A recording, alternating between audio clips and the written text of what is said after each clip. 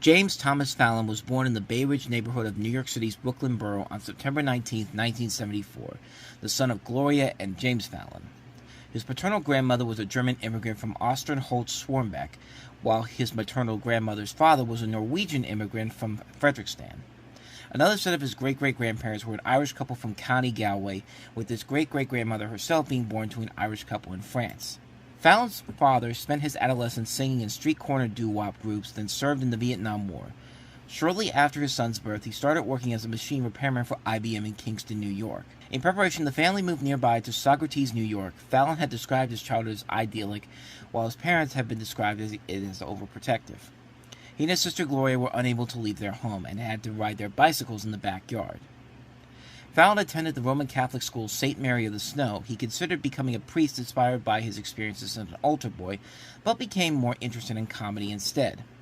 He spent many nights listening to the radio program The Dr. Demento Show, which exposed him to both comedy and music. He often recorded it on a reel-to-reel recorder. As a teenager, Fallon developed an obsession with the late-night comedy program Saturday Night Live. He watched it religiously, although he was only allowed to see the clean parts that his parents taped for him. He and Gloria would reenact sketches such as the Festrug Brothers with friends. In his teens, he impressed his parents with impersonations, including of actor James Cagney and comedian Dana Carvey. He was musically inclined and started playing guitar at age 13, going on to perform comedy and music at concerts and shows. By his junior high years, he was labeled as a class clown, but was also described as nice and well-mannered. At Saugerties High School, Fallon was a performer in most stage productions and was twice a class social director. He won a Young Comedians contest with an impression of Pee Wee Herman, and he graduated in 1992 and then attended the College of St. Rose in Albany, New York, where he became a computer science major before switching to communications in his senior year. He was an average student who would perform stand-up comedy on weekends. He would often board buses from his aunt's house in Fort Hamilton to perform sets at Caroline's on Broadway and Times Square. He did not graduate, leaving college a semester early to pursue a comedy career. 14 years later, in May 2009, Fallon returned to receive a Bachelor's of Arts in Communications awarded by St. Rose officials, who granted him experiential learning credits for his television work.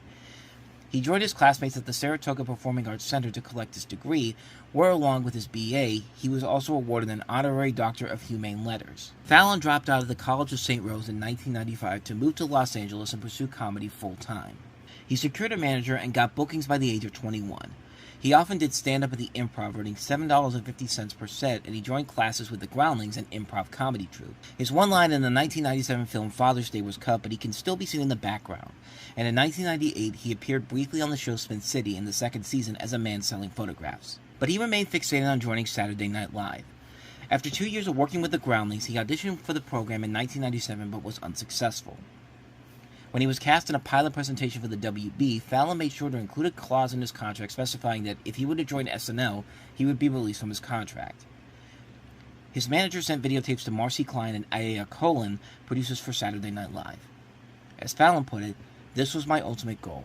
If I ever cut into a birthday cake and made a wish, I would wish to be on Saturday Night Live. If I threw a coin into a fountain, I would wish to be on Saturday Night Live. If I saw a shooting star, I would wish to be on Saturday Night Live. I remember saying to myself, if I don't make it on the show before I'm 25, I'm going to kill myself. It's crazy.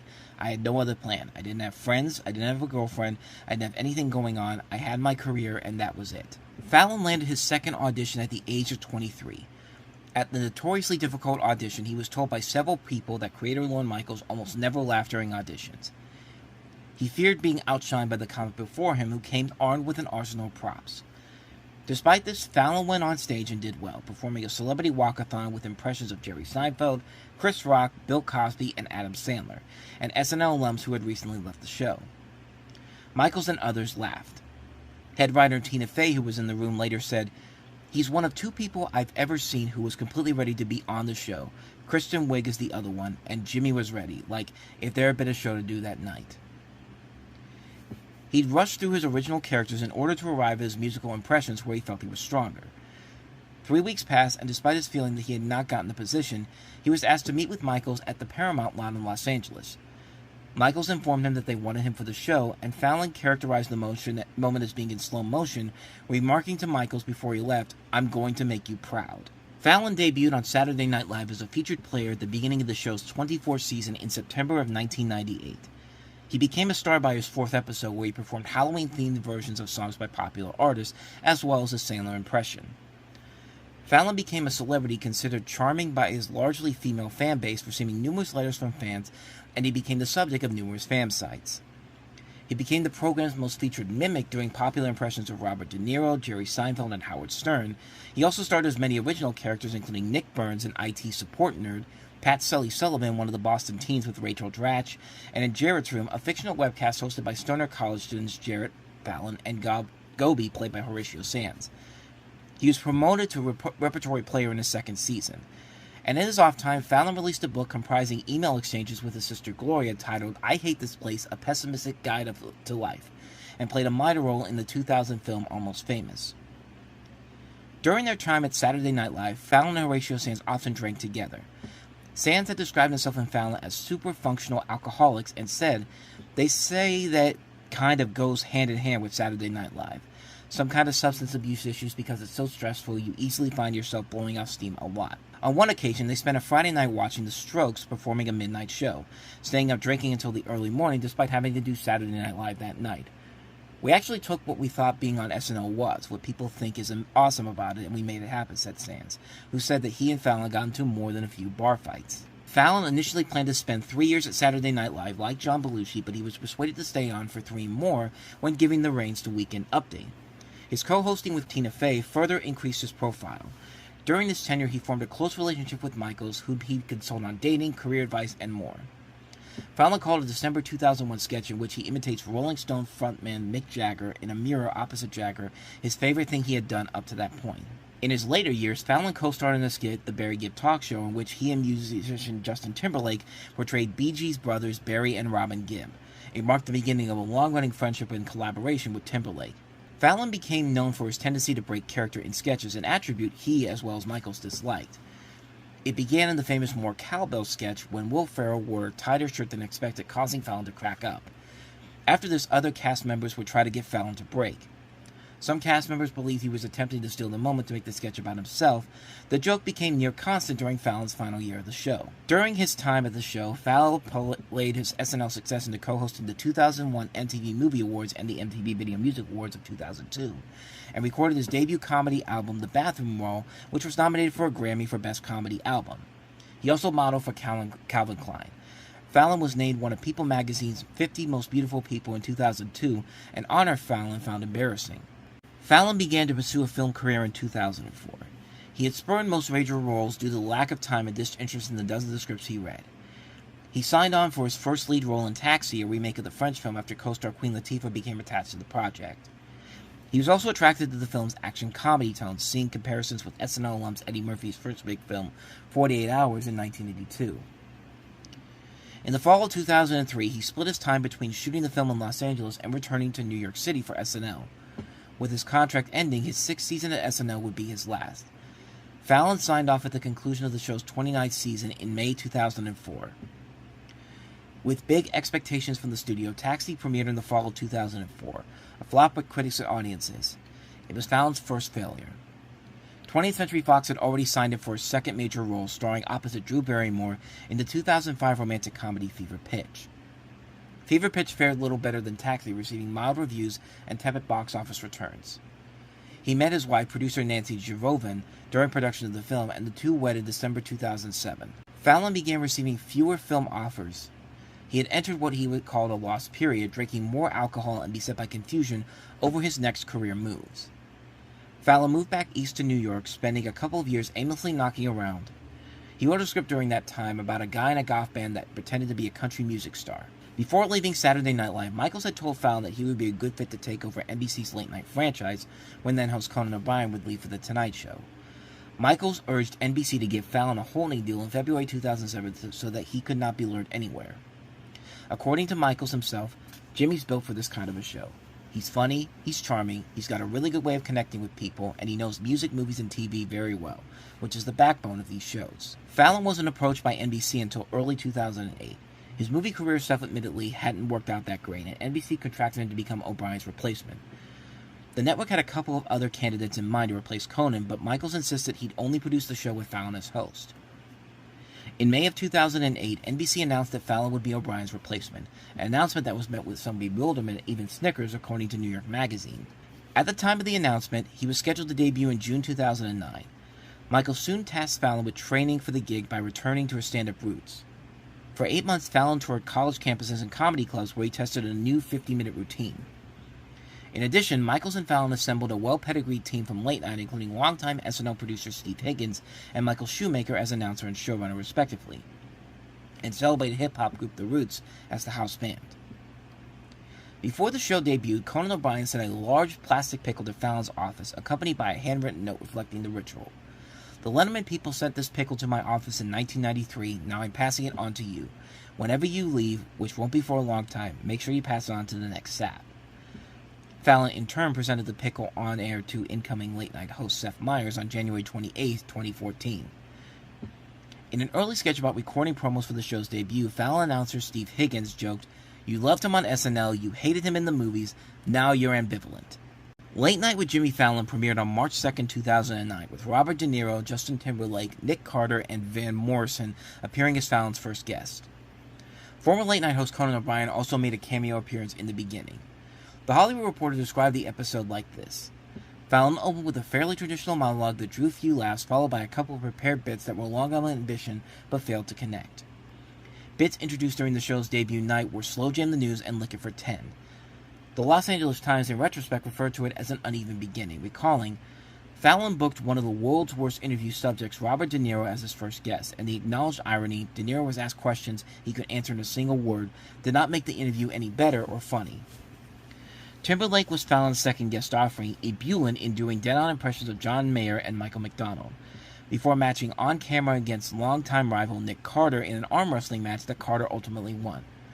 Van Morrison was the show's first musical guest. Fallon acknowledged possibly roughness, saying that the intimacy of late-night shows demands early modulating. "We're going to find our style. I know I'm going to get reviewed off the first show, as opposed to the first couple of months." Discussions for Fallon to take over The Tonight Show began in early 2013, with the transition intended to be happening by late 2014 at the latest. Many industry observers noted that the change appeared to come as a result of another late-night competitor, Jimmy Kimmel, 24 years old at the time of Carson's retirement of Jimmy Kimmel Live on ABC, who had moved to the 11:35 slot months prior. NBC feared that waiting too long to promote Fallon, Kimmel could create a stranglehold on young demographics, which is the key to financial successes of the franchise. Fallon had reportedly impressed top executives at Comcast, and his succession was widely expected throughout the company. The transition reportedly lacked the tension of the previous Tonight transitions, and the program's relocation east signaled NBC's strong commitment to not making any changes that would have messed up the program any further. Finally, on April 3, 2013, NBC announced that Jay Leno would retire in 2014, and Fallon would take over The Tonight Show beginning on February 24, 2014. At Leno's suggestion, the date was moved forward with the end of his contract in September 2014 to February, so as to use NBC's coverage of the 2014 Winter Olympics as a springboard for Fallon's tenure. The date was later moved up a week to February 17th, midway through the Olympics. As Leno's contract ran until September 2014, much of the staff were paid until that month. By bringing on many of his recurring bits and features from late night, Fallon had departed in a few ways from the format which Leno used for his show. Fallon's edition placed less emphasis on this opening monologue, a feature which was a staple of the Leno edition, and in his opening episode he would describe what the format of the show would be. He would only briefly mention the monologue. The show has many recurring segments and games that are played with the various celebrity guests. The most popular of these, Lip Sync Battle, which was spun off into its own show that premiered on Paramount Network after being passed by NBC, who did not realize its potential as showcased by Emma Stone's rendition of DJ Khaled's All I Do Is Win. Similarly, Wheel of Musical Impressions, another popular segment, spawned That's My Jam, a music and variety game show that debuted in November 2021 on NBC with Fallon as host. Other segments included playing charades, catchphrase, Pictionary, or other family-style games. Additionally, Fallon and celebrity guests regularly appeared in sketches parodying pop culture or political events. These segments normally take place after the monologue, but had occurred at a cold open on the show for a few occasions. Just as he portrayed Mitt Romney during the 2012 election season, Fallon portrayed Republican candidate Donald Trump and Democratic candidate Bernie Sanders. Alongside Fallon's impressions, other celebrities occasionally appeared. Several have recurring roles, including Dion Flynn as Barack Obama, David Alan Grier as Ben Carson, Aziz Ansari as Bobby Jindal, and the show's announcer Steve Higgins as Jeb Bush. as well as the show's head writer, A.D. Miles, appearing as Lindsey Graham. After his critically acclaimed appearance as Trump on Tonight, Fallon was asked to play the role on December 19, 2015's episode of Saturday Night Live, since Taran Killam would be busy playing Ted Cruz. Fallon accepted the offer, but the plan fell through at some point before the show. The role was then replaced by Darrell Hammond, who played Trump over his 14 years on Saturday Night Live. Fallon had also appeared as figures such as Vladimir Putin and Bob Dylan. The Tonight Show starring Jimmy Fallon originated from NBC's Studio 6B at 30 Rockefeller Center in New York City, the original home of Johnny Carson's Tonight Show, where it was taped every weekday at 5 p.m. The studio housed between Carson and his predecessor Jack Paar before the franchise moved to Burbank in 1972. It is where The Tonight Show started, actually in the studio where we are going to be. That's where Johnny Carson was. There's Broadway, there's Times Square. There's something glamorous about it. That is The Tonight Show, Fallon remarked. NBC spent approximately $5 million renovating Studio 6B, where Fallon had been taping late night, for The Tonight Show's return to New York City. The upgraded 6B contains improved acoustics and a seating capacity of 240, up from 189, but still smaller than the seating capacity of The Late Late Show. The investment also included a new control room and a new lobby to welcome guests. The larger audience also meant NBC could take advantage of a newly enacted New York State tax credit for talk shows that are filmed before a studio audience of at least 200, as long as they are carrying a production budget of at least $30 million and have been shooting around New York City for at least 5 seasons. The show's set was designed by theatrical set designer Eugene Lee, known for his credits on Saturday Night Live, whom Fallon thanked on his first episode. The set emphasizes stained wood and a mid-century modern style, including a stale blue couch, a handsome honey-colored wood deck, and matching walls. Behind the desk near the city backdrop is a wood-carved miniature replica of New York City skyscrapers. I think it's Eugene Lee's masterpiece, said producer Michaels. Fallon's monologue spot is noted by a painted 4-leaf clover on the floor. Fallon's new set is purposely old-fashioned compared to the College Cafe in the Meatpacking District where he lived on late night, said Entertainment Weekly. USA Today called the set more intimate and theatrical than the set employed on The Tonight Show with Jay Leno, and the New York Times called it more elegant, but it also quite formal and a little impersonal. The show's logo, its title set against the full moon, is a callback to The Honeymooners. While the title is a throwback to Carson's tenure, Leno and O'Brien both favored a with rather than starring in their respective titles. In November 2014, a new marquee was added to the Avenue of the Americas entrance of 30 Rock, which promotes the building as the home of The Tonight Show starring Jimmy Fallon. The new marquee was also designed so that it can be usable as a stage for performances. John Wallace, NBCUniversal's president of technical operations, described the marquee as being a bold statement that The Tonight Show has been brought back to New York. Fallon joked that he was jealous of Letterman, and that the marquee makes it exponentially harder for them to fire me. In the show's debut episode, Fallon introduced his supporting stars and gave a brief history of his life and career, following up with a sketch, The Evolution of Hip-Hop Dancing, with actor Will Smith, and a musical performance by U2 at the top of the Rock. Following the show's premiere, many notable episodes of the show have produced segments that went viral on sites like Facebook and YouTube. Among the show's most popular bits are lip sync battles, one featuring actress Emma Stone, airing in April 2014, which became a popular viral video. In October 2014, Harry Potter actor Daniel Radcliffe recited rapper Blacklicious' Alphabetic Aerobics, which became the most viewed online video of the show. Other clips, including the Wheel of Musical Impressions with singers Ariana Grande and Christina Aguilera, have been widely viewed, as has a clip of Fallon and comedian Kevin Hart riding the Hollywood Rip Ride Rocket Ride roller coaster during the show's first remote broadcast at Universal Studios Florida. Sketches that have reunited cast of television shows such as Saved by the Bell, in addition to an a cappella version of popular songs performed by Fallon and The Roots, have also been popular. The show's most widely circulated interview segment was once aired in January 2015, with actress Nicole Kidman, who jokingly revealed that she once had a crush on Fallon, to which, at the time, he was oblivious. On February 1st, 2015, the show aired its first live show from the Orpheum Theater in Phoenix, Arizona, as a lead-up program for NBC's broadcast of Super Bowl 49. The show included an appearance by Arnold Schwarzenegger, a lip-sync battle with Kevin Hart and Will Ferrell, appearances by Super Bowl champion New England Patriots players, and a performance by Ariana Grande. In September 2016, Fallon faced criticism after an interview with Republican presidential candidate Donald Trump. Critics accused Fallon of humanizing Trump, who had made controversial statements during the presidential campaign. Democratic candidate Hillary Clinton had also appeared on the show prior that year. Fallon responded to the controversy, claiming that nobody should have expected him to ask any difficult questions, since he is never hard on anyone. Fallon acknowledged that the interview was a setback 3 months after Trump was inaugurated. On February 4th, 2018, the show aired its second live show from the Orpheum Theater in Minneapolis, Minnesota as a lead-out program to Super Bowl 52. The show included guest Justin Timberlake, who was the featured performer at that year's halftime show, the cast of This Is Us, and Dwayne Johnson, with a performance by Timberlake featuring Chris Stapleton. On February 20th, 2019, during that night's The Tonight Show episode, The Tonight Show YouTube channel reached 20 million subscribers, making it the first late-night talk show to achieve such a milestone. On March 26, 2021, TikTok celebrity Addison Rae appeared on the show. During a segment, she taught Fallon how to do some popular TikTok dances. The segment featured much backlash due to its failure to credit all the many black creators on the dances, despite NBC later crediting on the creators in the description of the video on YouTube. In lieu of an apology, on April 6, Fallon interviewed virtually all of the creators of the dances. On April 1st, 2022, both Fallon and Jimmy Kimmel swapped places as part of an April Fool's Day prank, with the former hosting Jimmy Kimmel Live in Los Angeles and the later hosting in Studio 6B for The Tonight Show. On August 13th of that year, the show's YouTube channel reached 30 million subscribers and became the first and only show as of 2023 to achieve that landmark. The debut episode of The Tonight Show starring Jimmy Fallon averaged a 3.8 rating in adults 18 to 49, the most coveted demographic, and 11.3 million viewers overall according to Nielsen. The program's first week averaged 8.49 million viewers, making it the franchise's most watched week in 20 years. Following its premiere, Fallon consistently won its time-slotted ratings, routinely beating Late Show with David Letterman and Jimmy Kimmel Live.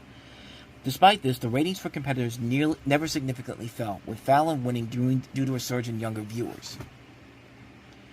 In his first year as host, Fallon's Tonight Show improved on ratings delivered by his predecessor, Jay Leno.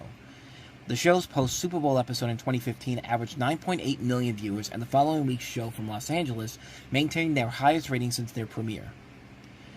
A 2016 New York Times study of the 50 TV shows with the most popular Facebook likes found that Tonight is most popular in cities in the countryside. The show's ratings began to fall after the debut of The Late Show with Stephen Colbert in 2015. While it quickly rebounded and remained top-rated late-night programming beginning in 2017, The Tonight Show lost total viewership to Colbert. Fallon's ratings continued to fall in the intervening years. Colbert secured key demographic wins in 2019 and has since won every consecutive television season overall as of 2023, marking the show's longest winning streak over The Tonight Show. For the 2020-21 season, Fallon fell to third in overall ratings for the first time, behind Colbert and Kimmel. Fallon's ratings fall had been ascribed to his pursuit of broader appeal rather than political criticism on divisive issues, especially in an era of increased national polarization. His cheerful 2016 interview of Donald Trump was widely considered an unpopular move that contributed to his ratings decline. Some have argued that the decline of the Tonight talk show as a form, as well as cratering ratings across linear television, renders the problem moot. Like pretty much everything on TV, late-night ratings are down across the board, observed a columnist for The Wrap in 2021. As of late 2023, Fallon averages behind both Colbert and Kimmel in total ratings. According to a report from Radar Online from January 2023, the show is averaging 1.3 million viewers, which is less than half the viewers of Gutfeld on Fox News. Fallon holds a higher number of YouTube subscribers and reportedly leads on social media, but this does not drive advertising rates for the show. Much like Fallon's preceding tenure on Late Night, many clips of the show have been made available on YouTube, Facebook, and other services shortly after its television broadcast. Many clips have gone on to become viral videos, which, along with widely viewed videos from competitor Jimmy Kimmel Live, affects the entire state of late-night television. Media pundits have predicted the future's program's accessibility online will be more critical than their television ratings. David Letterman, a 30-year veteran of the format, was the first host of Late Night and then host of Late Show on CBS until 2025, partially retired due to his ability to produce viral bits. In February 2015, Ben & Jerry's released a new flavor of ice cream called the Tonight Dough. It consists of caramel and chocolate ice creams topped with chocolate cookie swirls, chocolate chip cookie dough, and peanut butter cookie dough. On October 27, 2015, it was announced that the attraction Twister Ride It Out at Universal Studios would be closing on November 2nd of that year, to be replaced by Race Through New York starring Jimmy Fallon, a ride based on Fallon's Tonight Show, which opened on April 6, 2017. On September 7, 2023, Rolling Stone published an expose on Fallon's tenure, with testimony by 16 former and current staff members alleging Fallon's behavior behind the scenes, which included being drunk on stage, abrasive yelling at riders, bullying of staff, among other things. Writers used dressing rooms as crying rooms to release tension, and one staffer admitted to having suicidal thoughts during his time on staff because of Fallon's behavior. The report also noted that there were 9 showrunners in the history of the broadcast up to that point. Fallon had made an apology to his staff the afternoon of the September 7th Rolling Stone report.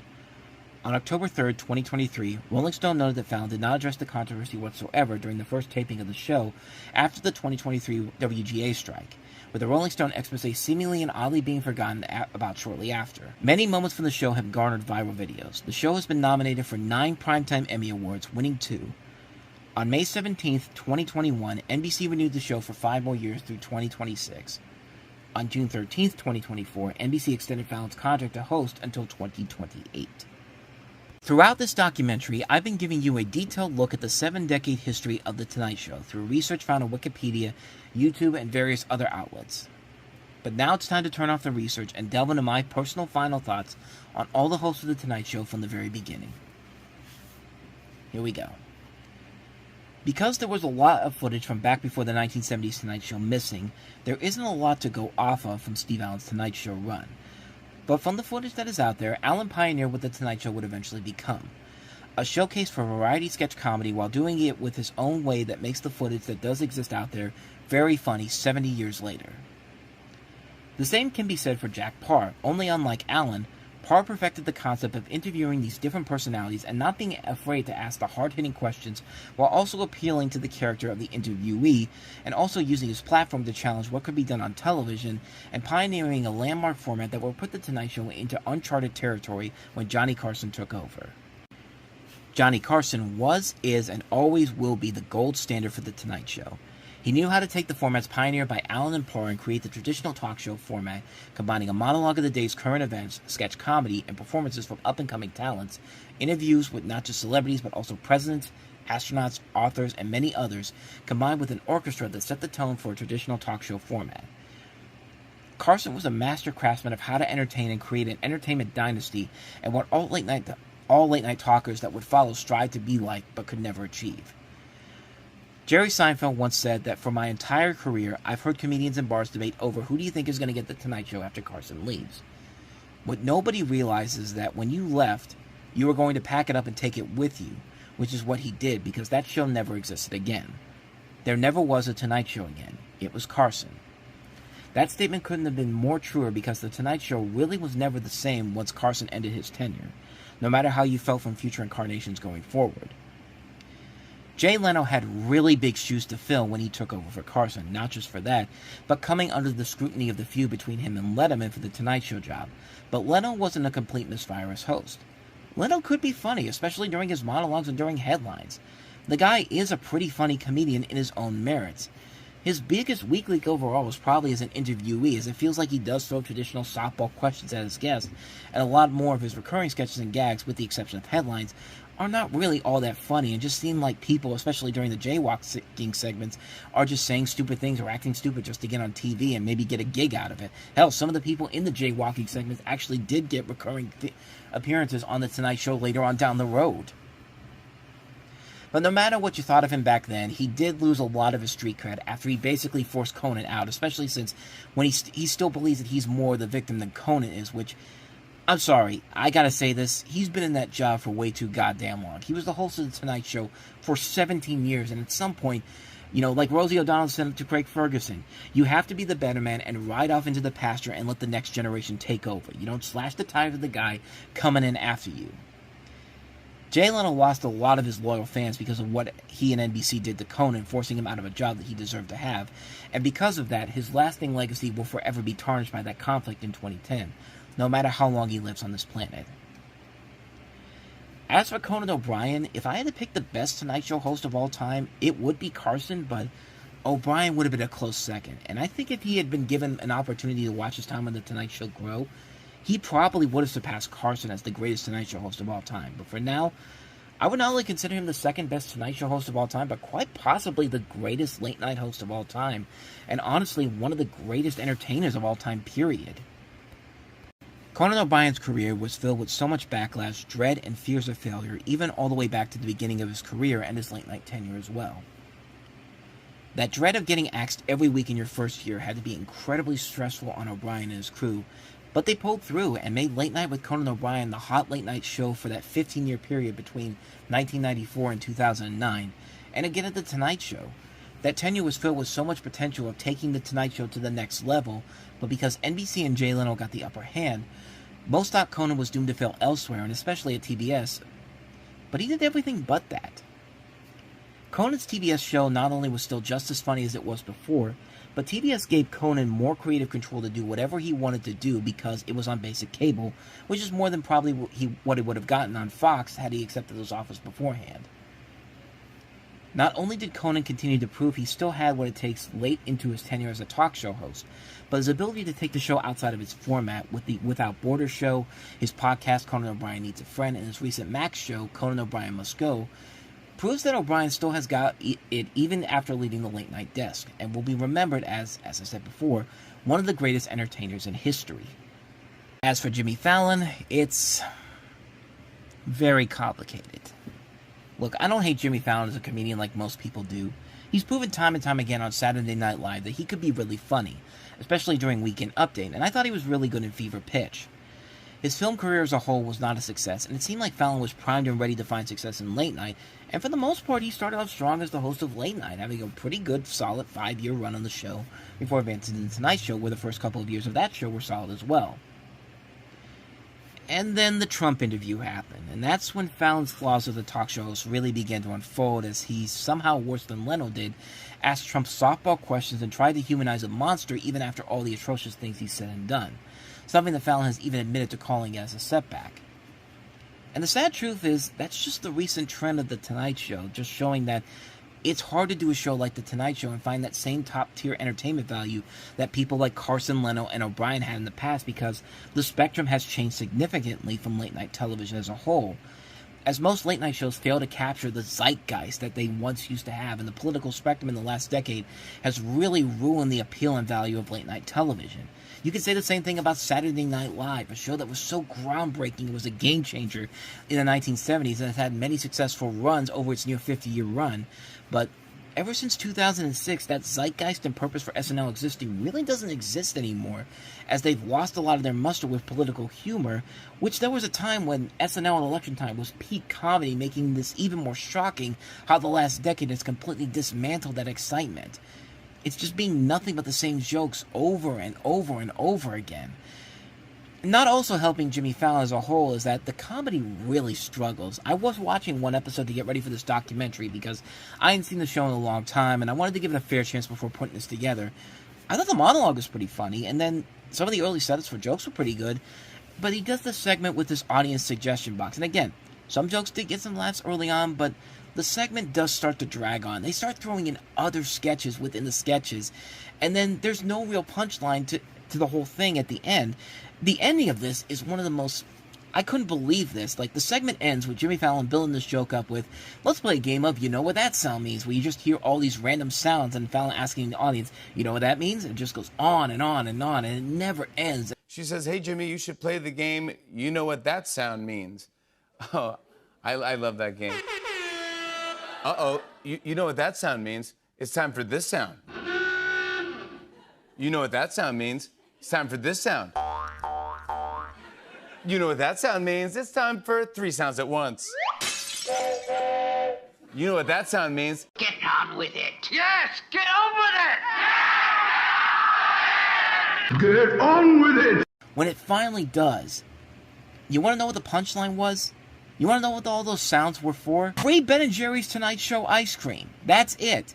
That was the whole point of that segment, just to plug his ice cream and give it to his fans. I mean, I get it, you gotta sell the stuff here, but come on, man.